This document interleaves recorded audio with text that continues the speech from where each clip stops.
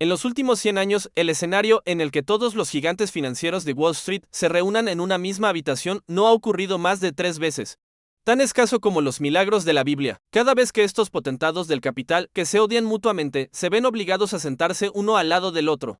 Todos los presentes saben perfectamente que el fin del mundo ha activado una vez más el cronómetro regresivo.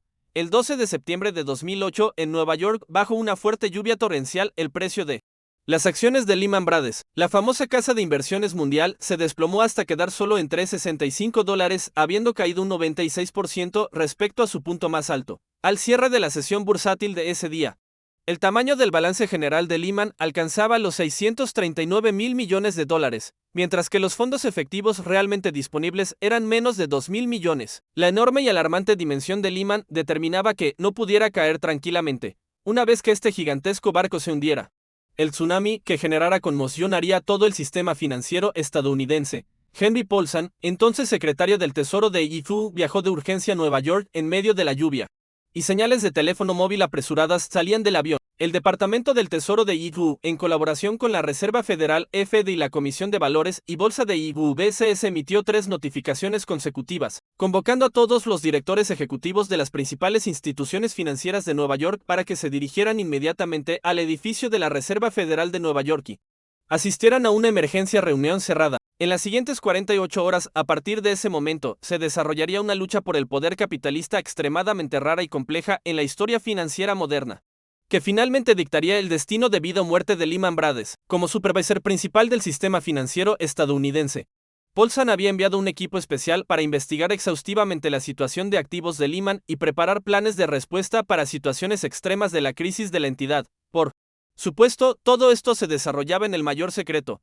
Lehman, que estaba a punto de derrumbarse, no podía soportar ningún disturbio. Si el mercado se enterara de que el secretario del Tesoro ya estaba preparándose para el colapso de Lehman, sería equivalente a acelerar su muerte. La raíz de la crisis de Lehman no difería en esencia de la de muchas otras casas de inversiones de Wall Street, ya que todas compartían el mismo modelo de rentabilidad. Los potentados financieros de Wall Street, aprovechando su ventaja exclusiva, obtenían diariamente miles de millones de dólares en préstamos circulantes a bajo costo en el mercado financiero para invertir en bonos a largo plazo, debido a que la tasa de interés de los bonos a largo plazo es alta y la de los préstamos a corto plazo es baja. Podían obtener fácilmente una diferencia de intereses entre la adquisición de activos a largo plazo con fondos prestados a corto plazo. Este modelo de rentabilidad con grandes beneficios incentivaba a los jugadores codiciosos a ser aún más agresivos, y Lehman, que operaba con un apalancamiento de 40 veces, era un ejemplo típico. Las inversiones de Lehman en el sector hipotecario, especialmente sus apuestas en el sector de bienes raíces comerciales, siempre fueron las más agresivas entre todas las casas de inversiones de Wall Street.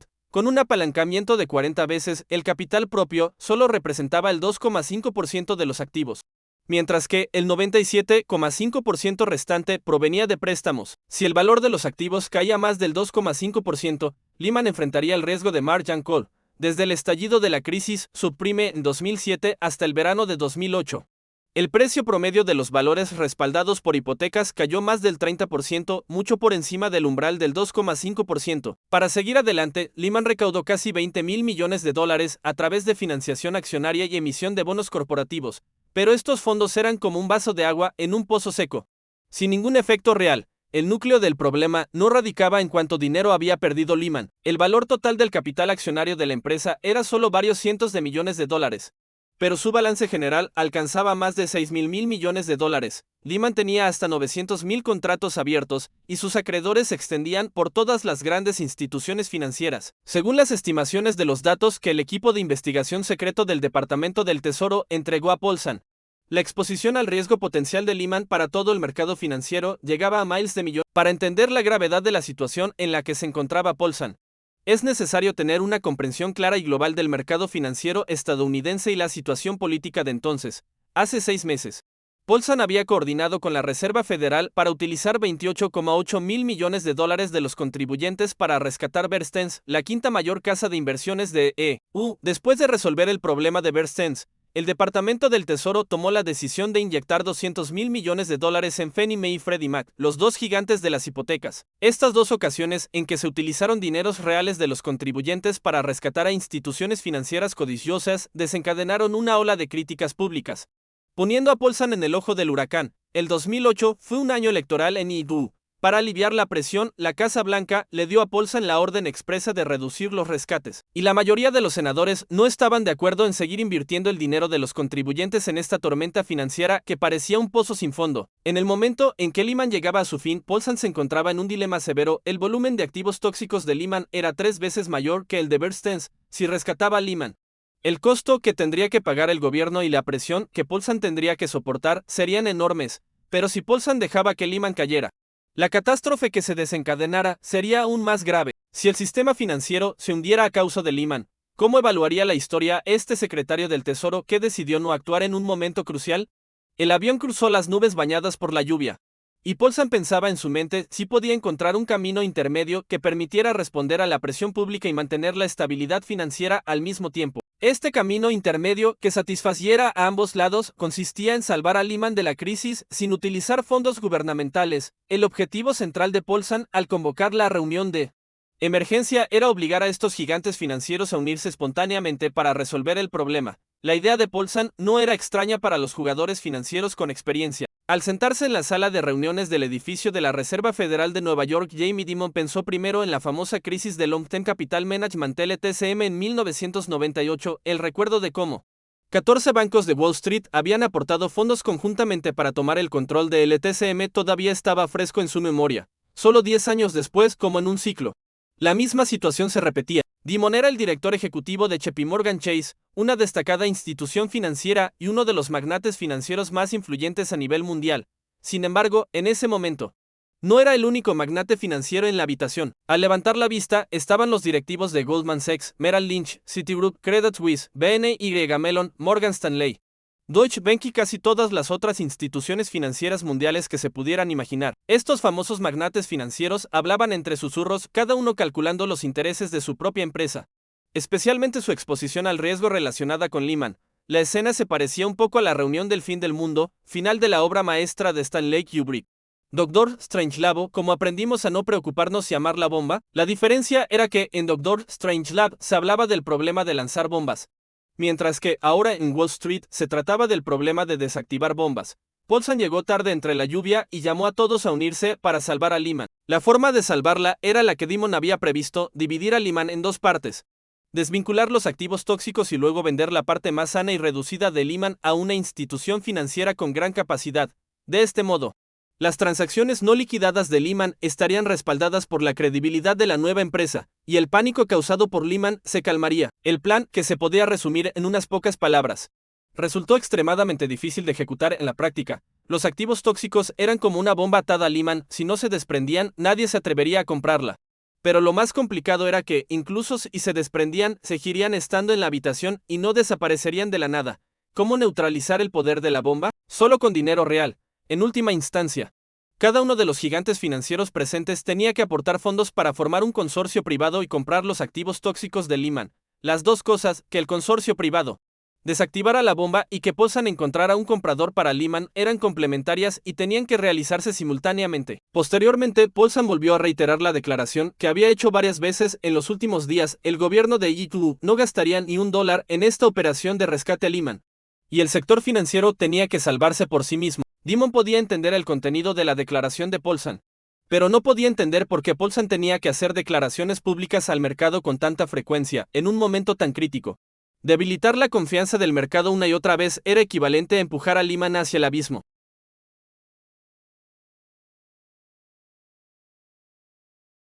Antes de asumir el cargo de secretario del Tesoro, Paulson había sido presidente y director ejecutivo de Goldman Sachs durante mucho tiempo. Por su parte, Lloyd Blankfein, el entonces presidente y director ejecutivo de Goldman Sachs, mantenía en la sala una opinión fuera de lo común. Creía que, si Lehman caía, el mercado no se vería afectado demasiado. El comportamiento de ambos despertaba muchas especulaciones, ya que todo el mundo sabía que Goldman Sachs y Lehman eran enemigos mortales incompatibles. Dimon tenía buenas razones para sospechar que se había tejido una trampa bien elaborada, y que una fuerza indescriptible estaba destruyendo a Lehman paso a paso. Para Dimon himself, como responsable de JP Morgan Chase, prefería que Lehman sobreviviera, ya que JP Morgan Chase era el banco custodio de los acuerdos de repo tripartito de Lehman. La percepción de Dimon sobre la crisis de Lehman quizás no era tan completa como la de Paulson. Pero si más concreta, con tanta concreción que sabía que, en ese momento, Lehman todavía tenía hasta $200.000 millones en préstamos a corto plazo pendientes de pago en el mercado de repo tripartito, el mercado de financiación a corto plazo conocido como acuerdo de repo tripartito era el alma de todas las casas de inversiones de Wall Street. Tomando a Lehman como ejemplo, Lehman utilizaba los activos de valores que poseía como garantía para pedir prestado dinero a una empresa de fondos con abundantes recursos. Y JPMorgan Chase realizaba la liquidación de la transacción entre ambas partes. En este tipo de transacción, Lehman era la parte que realizaba el repo vendedor de valores con compromiso de recompra. La empresa de fondos era la parte que realizaba el reverse repo comprador de valores con compromiso de reventa, y JPMorgan Chase era el banco custodio tercero. Los acuerdos de repo tripartito funcionaban de forma automatizada a través de plataformas electrónicas según reglas preestablecidas. JPMorgan Chase completaba la liquidación a las 8 de la mañana del día de vencimiento del acuerdo, desvinculaba y devolvía los activos a ambas partes. Si la transacción se renovaba, volvía a vincular los activos de ambas partes. En este proceso, había una variable obvia: el valor de los activos de valores que proporcionaba Lehman no era fijo, sino que fluctuaba según los cambios del mercado. Supongamos que inicialmente los activos de valores proporcionados por Lehman eran suficientes para garantizar un préstamo de $1.000 millones. Si el precio de estos activos bajara y solo pudieran garantizar $900.000 millones, JPMorgan Chase, para ser responsable con la empresa de fondos, tendría que enviar a Lehman una notificación de garantía adicional, notificación de margin call, y esta era la función de seguimiento diario del mercado mark to market que cumplía el banco custodio. Pero este es solo el marco básico del repo tripartito. Las funciones de intermediación y liquidación no son difíciles de realizar. Para el banco custodio, el verdadero reto radica en el problema del desfase temporal en el settlement diario de este modelo, desde que Lehman devuelve el efectivo a la empresa de fondos a las 8 de la mañana hasta que se alcanza un nuevo acuerdo de repo. Lehman se encuentra en un estado sin efectivo disponible entre estos dos momentos. Sin embargo, en la operación real, Lehman siempre tenía efectivo disponible, porque el efectivo que devolvía a la empresa de fondos por la mañana era en realidad adelantado temporalmente por JPMorgan Chase. JPMorgan Chase conseguía un nuevo acuerdo de repo para Lehman, y una vez que se cerrara el nuevo acuerdo, recuperaba el efectivo adelantado a Lehman. Este modelo, en el que el banco custodio cubre el déficit con adelantos, es el famoso crédito diario en el mercado de repo tripartito de Wall Street. Para poder operar con el crédito diario, es indispensable tener reservas de efectivo extremadamente sólidas y capacidad para asumir riesgos. Razón por la cual, en aquel momento, JPMorgan Chase y BNY Mellon, dos gigantes del capital, asumieron la responsabilidad de ser los principales bancos custodios. En la situación actual, JPMorgan Chase ya había adelantado efectivo a Lehman, pero nadie en el mercado estaba dispuesto a renovar los acuerdos de repo con Lehman, lo que hizo que JPMorgan Chase no pudiera recuperar el efectivo adelantado durante mucho tiempo. Lehman también se sentía impotente para proteger sus propios intereses. JPMorgan Chase había reducido secretamente la tenencia de muchos activos relacionados con Lehman y había realizado una gran cantidad de cobertura de riesgos en privado. Sin embargo, los vínculos entre JPMorgan Chase y Lehman eran demasiado estrechos, por lo que no podía escapar por completo de la situación. Era la noche del viernes, y la reunión terminó sin resultados en un ambiente opresivo. A todos los banqueros presentes se les ordenó regresar temprano el sábado por la mañana para continuar la reunión. Lehman tenía que abrir sus puertas el lunes, por lo que el problema debía resolverse por completo durante el fin de semana. Lehman, con la cabeza mareada, salió del edificio de la Reserva Federal de Nueva York.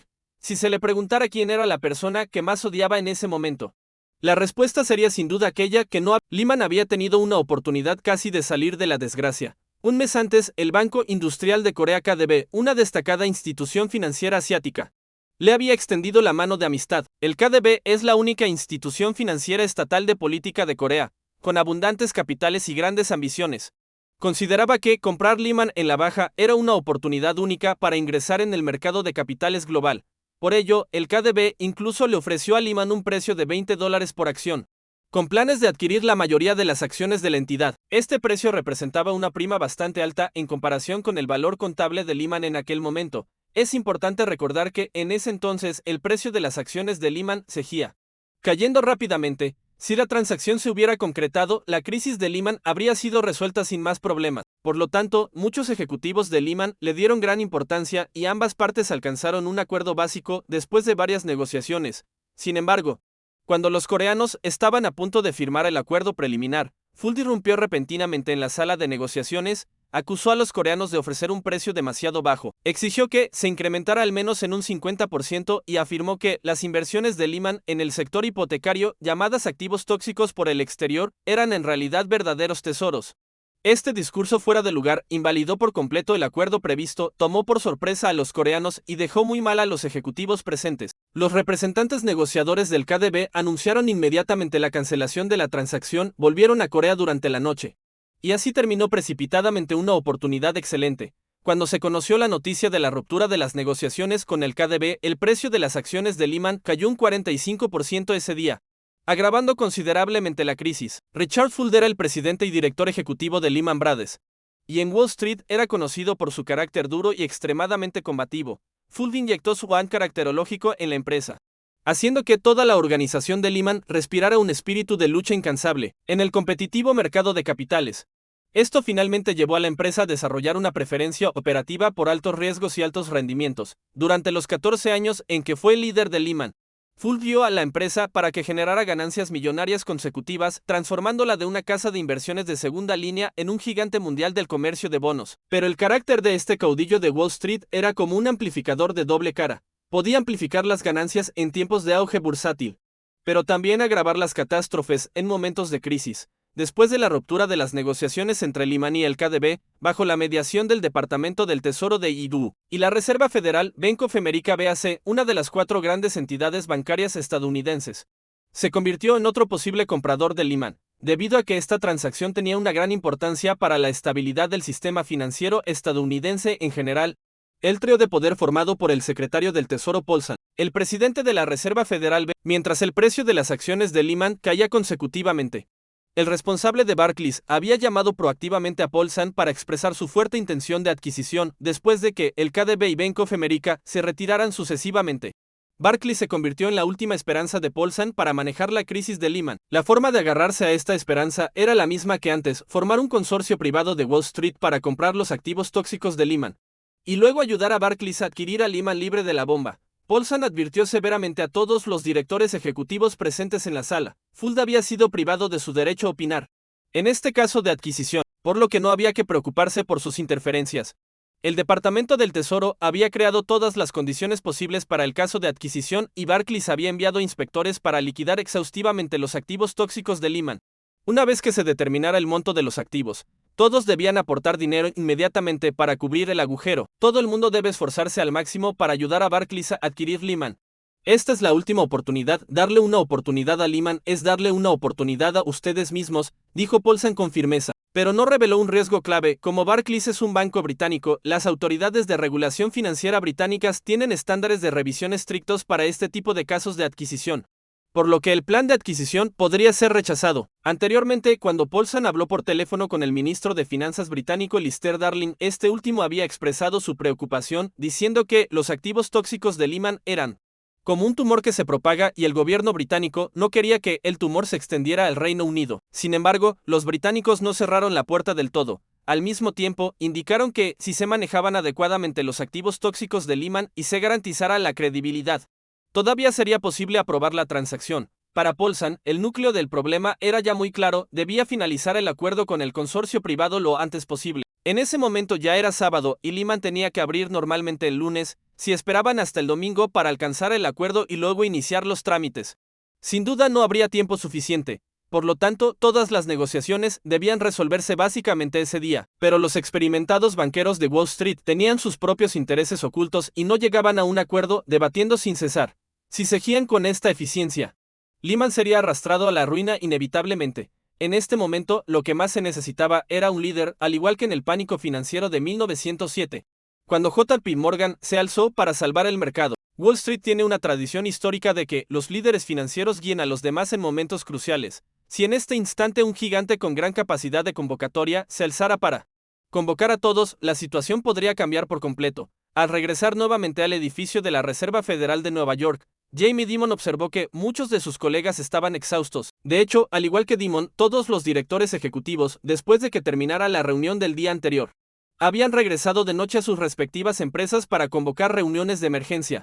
liquidar exhaustivamente los riesgos vinculados a Lehman y casi no habían dormido en toda la noche. El mayor cambio en la situación provenía de Merrill Lynch. Anteriormente, Merrill Lynch estaba profundamente en dificultades y, al igual que Lehman, esperaba ser adquirido por Bank of America. En realidad, ambas entidades estaban en una relación de competencia. Si Bank of America adquiriera a Lehman, Merrill Lynch perdería todas las esperanzas, lo que equivalía a solo una de las dos podía sobrevivir. Pero ahora que Bank of America abandonó a Lehman y decidió adquirir a Merrill Lynch, esta última finalmente pudo deshacerse de sus reservas y estuvo dispuesta a ayudar a Barclays a adquirir a Lehman. Sin embargo, la fuerza que quería que Lehman cayera seguía siendo muy fuerte. Un alto ejecutivo con experiencia que prefirió mantener el anonimato le dijo directamente a los medios: todos están dispuestos a eliminar a un competidor.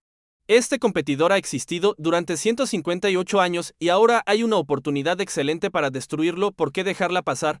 El problema se transformó entonces en: ¿realmente me beneficia la quiebra de Lehman? Como banco custodio de los acuerdos de repo tripartito de Lehman, JPMorgan Chase, por supuesto, no quería que Lehman cayera. Pero para aquellas instituciones financieras con vínculos comerciales no tan estrechos con Lehman, solo desde una perspectiva realista, dejar que Lehman cayera parecía ser realmente beneficioso para ellas mismas. En la opinión de Dimon, el problema en sí mismo no existía si se entendía el principio de evaluación al mercado, mark to market. Nadie se atrevería a decir que tenía vínculos no estrechos con Lehman. Lamentablemente, aunque todos los directores ejecutivos presentes eran expertos en luchar por el poder y los beneficios, no todos dominaban las técnicas financieras específicas. El principio de evaluación al mercado, también conocido como mark to market o norma de valor razonable, tiene un significado central. Las instituciones financieras deben valorar sus activos todos los días según el precio de mercado, no el precio de tenencia hasta vencimiento. Si el precio de los activos cae, deben reducir el valor de los activos en sus estados financieros el mismo día. Supongamos que hay 100 puestos de frutas en el mercado, con un precio normal de 10 yuanes por yin. Si uno de los puestos decide liquidar sus frutas a 3 yuanes por yin, de repente, por lo general, no tendrá un gran impacto en el mercado. Una vez que se vendan todas las frutas en liquidación, los otros 99 puestos seguirán vendiendo al precio normal. Pero si esta situación se traslada al mercado financiero, el resultado será completamente diferente. Si Lehman entrara en liquidación bancaria, sus activos por más de 6.000 mil millones de dólares serían objeto de una liquidación forzada a precios bajos. En ese instante, incluso si otras instituciones financieras no vendieran sus activos similares a precios bajos en la realidad, también deberían valorar sus propios activos según el precio de liquidación de Lehman. Es importante recordar que, en aquel momento, los activos de valores respaldados por hipotecas en el mercado financiero estadounidense estaban en una grave crisis de liquidez, presentando una situación de haber precio pero no mercado. Por lo tanto, el precio al que vendiera Lehman se convirtió en el precio razonable para todos. La evaluación al mercado implica que todas las instituciones financieras que poseían este tipo de activos registrarían pérdidas en la misma proporción que Lehman en sus estados financieros. Como estas instituciones son empresas cotizadas, deben divulgar periódicamente sus estados financieros. Cuando el mercado vea una caída drástica repentina en sus datos financieros, el precio de sus acciones inevitablemente caerá. Al mismo tiempo, las agencias de calificación crediticia reducirían rápidamente su calificación crediticia, y estas instituciones financieras, que se sustentan precisamente en su calificación crediticia, dependen de ella para seguir adelante en el mercado de financiación a corto plazo. Después de la caída de la calificación crediticia, no podrán vender los bonos corporativos que emitan. En el mercado de repo tripartito, los bancos custodios también les exigirán el pago de márgenes adicionales. El resultado final es el siguiente: para reunir los fondos necesarios para su operación diaria, evitar la quiebra y pagar los márgenes adicionales. Estas instituciones solo podrán vender activos a precios bajos para obtener efectivo, lo que a su vez hace que el precio de los activos caiga aún más, formando un colapso en espiral que atrapa a todas las instituciones financieras. Desde una perspectiva macroeconómica, este colapso hará que todo el país entre en una grave restricción crediticia. No solo las instituciones financieras, sino también diversas empresas enfrentarán la crisis de no tener dinero para pedir prestado. A nivel microeconómico, incluso podría ocurrir que las empresas no puedan pagar los salarios de los trabajadores. El callejón sin salida, generado por la evaluación al mercado, fue el problema central de la crisis financiera de 2008. Cualquiera que no entienda este punto clave no podrá comprender realmente aquella tormenta financiera. Como líder de JPMorgan Chase, el mayor banco custodio del mercado de repo tripartito, Dimon tenía una profunda comprensión del sistema financiero moderno. Cuando John Mack, director ejecutivo de Morgan Stanley, bromeó diciendo dejar que Merrill Lynch y Lehman quiebren juntos, Dimon le lanzó una mirada severa y le preguntó: si hacemos eso, ¿crees que Fidelity Investments te notificará en cuántas horas que ya no está dispuesta a financiarte? El hecho es, una vez que Lehman caiga, nadie se salvará. Como uno de los líderes financieros más influyentes de GIGU, Dimon estaba listo para alzarse y convocar a todos. Pero en esta reunión había otra persona con una influencia igualmente fuerte. Dimon había estado observando su comportamiento y se trataba de Lloyd Blankfein, presidente y director ejecutivo de Goldman Sachs, la persona que siempre había afirmado en la sala que la quiebra de Lehman no es tan terrible. Ambos dirigían a los líderes del sector bancario comercial y del sector de casas de inversiones, respectivamente, poco después de que comenzara la reunión. Paulson llamó a Dimon y a Blankfein por separado para hablar con ellos con la esperanza de que jugaran un papel activo en el consorcio privado. El contenido de estas conversaciones individuales solo fue registrado superficialmente posteriormente en las memorias de los involucrados, y finalmente se convirtió en un secreto histórico que no se puede investigar. Después de comunicarse con Paulson, Blankfein incluso cambió de actitud. Al regresar a la sala, emitió un comunicado breve: todavía dudo que la quiebra de Lehman realmente provoque una crisis sistémica, pero Goldman Sachs está dispuesto a priorizar el interés general. La declaración de Blankfein de estar dispuesto a rescatar a Lehman disipó temporalmente la teoría de la conspiración entre los asistentes de que Paulson y Goldman Sachs estaban trabajando juntos para hacer caer a Lehman. A continuación, Dimon fue el primero en manifestarse. JPMorgan Chase estaba dispuesto a contribuir con $10,000 millones. La conformidad de los dos gigantes hizo que el consorcio de Wall Street se formara rápidamente. Una lógica muy sencilla: en Wall Street nadie es más inteligente que JPMorgan Chase y Goldman Sachs. Incluso Goldman Sachs, el rival mortal que había competido con Lehman durante cientos de años, decidió extender una mano de ayuda. ¿Quién más podría encontrar una excusa para negarse a rescatar a Lehman? Esa noche, Barclays presentó los datos de liquidación. Lehman tenía activos tóxicos con un valor contable de $52,000 millones que necesitaban ser desvinculados. Pero el consorcio de Wall Street calculó que el valor real actual de estos activos era menos de $27,000 millones. Después de negociaciones entre las partes, finalmente llegaron a un acuerdo. El consorcio de Wall Street aportaría $37,000 millones para crear una entidad de propósito específico, SPE, y comprar estos activos tóxicos con un valor contable de $52,000 millones y un valor real de $27,000 millones, a fin de ayudar a Barclays a adquirir a Lehman. Esto significaba que el consorcio de Wall Street sacaría al mercado del borde del abismo a expensas de una pérdida masiva de $10,000 millones. Por supuesto, si el mercado saliera gradualmente de la dificultad posteriormente, el valor de estos activos podría recuperarse, por lo que la pérdida de $10,000 millones no necesariamente se materializaría e incluso podría haber ganancias. Pero en cualquier caso, en un momento en que todas las instituciones financieras de Wall Street carecían seriamente de dinero, reunir $37,000 millones ya era un logro considerable. Hasta este punto, Paulson creía que había reunido todas las condiciones necesarias para calmar la crisis de Lehman, y el camino intermedio que había ideado estaba a punto de alcanzar el éxito. En este instante, incluso sintió un ligero orgullo y emoción. $37,000 millones eran mucho más que el dinero que la Reserva Federal había utilizado para rescatar a Bear Stearns.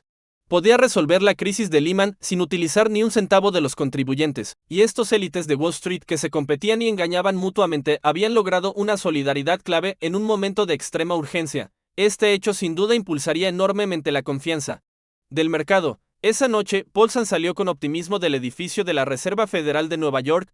Incluso cuando se durmió, sintió que todo su cuerpo estaba lleno de energía. Si la historia hubiera terminado aquí, Paulson podría haber sido el secretario del Tesoro con la mejor capacidad de decisión en la historia de IDU.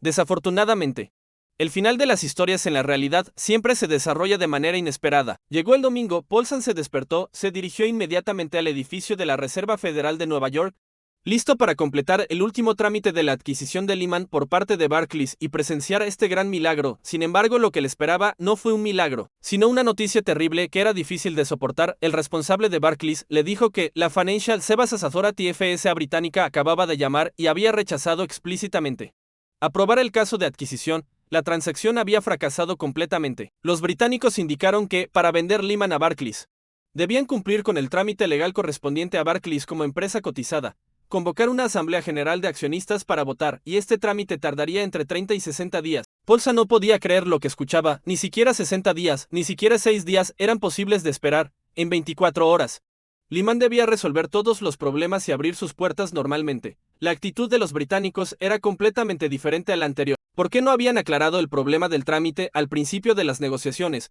sino que lo habían pospuesto hasta el momento final para rechazarla? El enfadado Paulson llamó inmediatamente nuevamente al ministro de Finanzas británico Alistair Darling.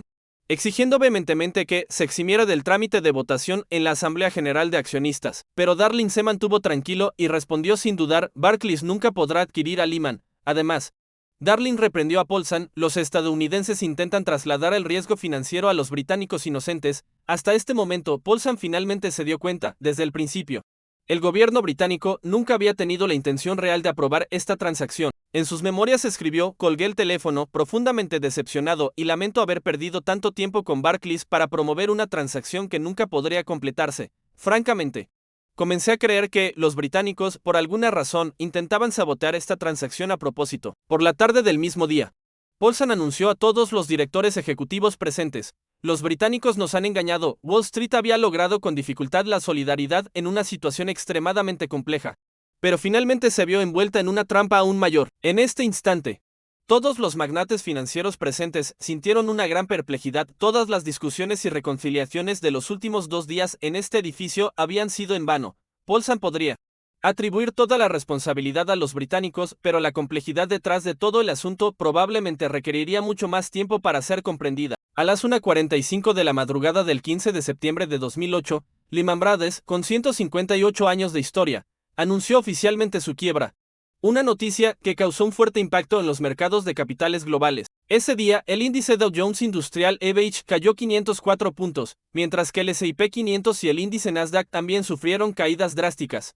Fue el día más oscuro de Wall Street desde el atentado del 11 de septiembre. Posteriormente, el pánico se extendió rápidamente por todo el mundo. Los principales índices bursátiles europeos sufrieron caídas generales y los mercados asiáticos siguieron con fuertes retrocesos. El mercado crediticio global se congeló casi por completo, las tasas de préstamo interbancarias se elevaron vertiginosamente y el mercado de papeles comerciales cayó en una parálisis total. Los fondos de refugio fluyeron rápidamente hacia el mercado de bonos del Tesoro estadounidense, haciendo que el rendimiento de los bonos a corto plazo de E2 se acercara a cero. El colapso de Lehman se convirtió en el símbolo del estallido completo de la crisis financiera global, y la gravedad de sus consecuencias no tiene precedentes en la historia financiera moderna. Por ello, los investigadores y académicos generalmente dividen esta crisis en periodo pre-Lehman y periodo post-Lehman. En las audiencias posteriores del Congreso estadounidense, Full declaró al testificar: hasta el día en que muera, nunca podré entender por qué el gobierno estadounidense abandonó a Lehman. Este dolor acompañará el resto de mi vida. Sin embargo, lo que no le dijo a los senadores fue que, el día en que Lehman anunció su liquidación bancaria, él se llevó una indemnización de despido de hasta $22 millones a través del mecanismo de paracaídas doradas, Golden Parachute, comúnmente utilizado en Wall Street. De hecho, durante la crisis financiera de 2008, la mayoría de los ejecutivos que abandonaron sus cargos en Wall Street obtuvieron una indemnización millonaria a través de este mecanismo. El caso más famoso fue el del exdirector ejecutivo de Merrill Lynch, Stanley O'Neal, quien se llevó $160 millones al abandonar su puesto. En contraste flagrante, en el trimestre posterior a la quiebra de Lehman, la tasa de desempleo nacional de EU saltó de 5% a 7.3% en 3 meses y posteriormente se acercó a 10%. Los ingresos familiares de todos los estratos estadounidenses sufrieron una caída drástica, para salvar el sistema financiero que se desmoronaba por completo. El Congreso de EU aprobó sucesivamente 15 leyes de estímulo económico, mientras que el Departamento del Tesoro lanzó el programa de compra de activos problemáticos, TARP por sus siglas en inglés, con un volumen de $7.000 millones para rescatar a las principales instituciones financieras. Hasta diciembre de 2008. La Reserva Federal de EU había reducido la tasa de interés objetivo a cero y finalmente se vio obligada a activar una política de relajación cuantitativa con un volumen de hasta $1,75 billones. Los hechos demostraron finalmente que el dinero que el gobierno estadounidense tuvo que invertir para hacer frente a los desastres secundarios derivados de la quiebra de Lehman fue mucho mayor que el costo que habría implicado rescatar a la entidad inicialmente, tal como predijo con claridad el gobernador de la Reserva Federal de Nueva York, Timothy Geithner, cuando Paulson se negó a utilizar fondos gubernamentales para rescatar a Lehman. Si no hacemos nada, ahora inevitablemente tendremos que hacer mucho más en el futuro y gastar más dinero de los contribuyentes. No asumir ningún riesgo es, en realidad, asumir el riesgo de echar leña al fuego. El error en el manejo de la crisis de Lehman se convirtió en un gran fracaso imborrable en la vida de Paulson. Hasta 2014, la bolsa estadounidense finalmente se recuperó por completo. La tasa de desempleo volvió a situarse por debajo del 6% y el país salió realmente de la sombra de la crisis financiera. Esto sucedió ya 6 años después de la quiebra de Lehman. En estos 6 años, Las pérdidas causadas por el desastre financiero derivado de la quiebra de Lehman ya no se pueden calcular con números precisos. La historia completa del colapso de Lehman esconde una lucha por el poder capitalista extremadamente compleja, con una profundidad en el aspecto técnico y un alcance en los intereses de las partes involucradas que son muy raros en la historia financiera. Las controversias alrededor de esta historia son incluso más numerosas que los hechos reconocidos. Las memorias de muchos participantes son contradictorias entre sí, y una serie de conversaciones privadas se han convertido en secretos permanentemente sellados de Wall Street, dejando a las generaciones futuras con innumerables reflexiones y debates.